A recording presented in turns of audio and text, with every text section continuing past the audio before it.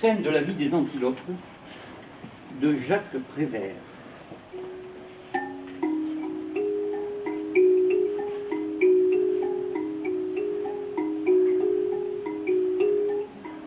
En Afrique, il existe beaucoup d'antilopes. Ce sont des animaux charmants et très rapides à la course. Les habitants de l'Afrique sont les hommes noirs. Mais il y a aussi des hommes blancs.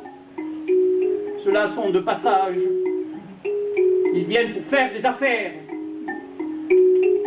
Et ils aiment bien que les noirs les aident.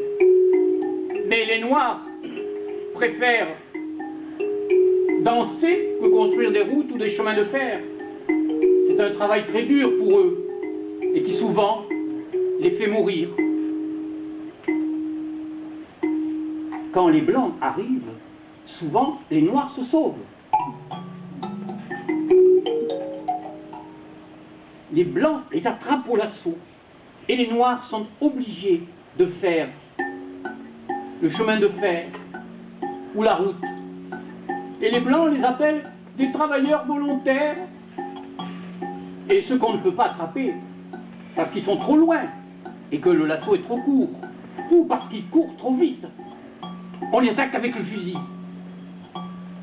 Et c'est pour ça que quelquefois, une balle perdue dans la montagne tue une pauvre antilope endormie. Alors c'est la joie. Chez les blancs et chez les noirs aussi, parce que d'habitude, les noirs sont très mal nourris. Tout le monde redescend vers le village en criant « Nous avons tué une antilope !»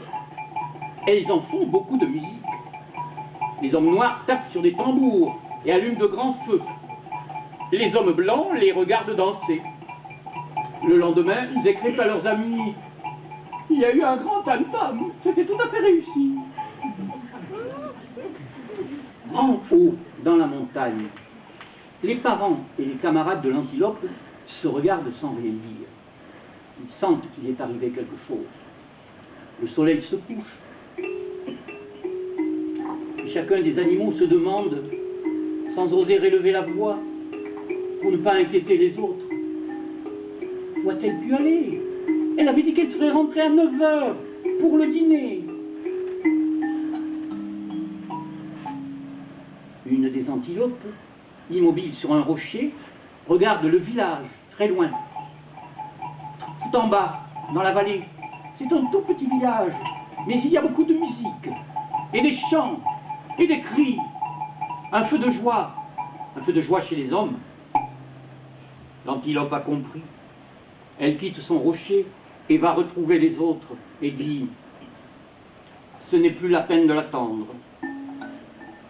Nous pouvons dîner sans elle. »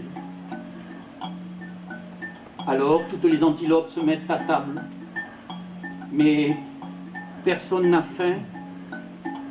C'est un très triste repas.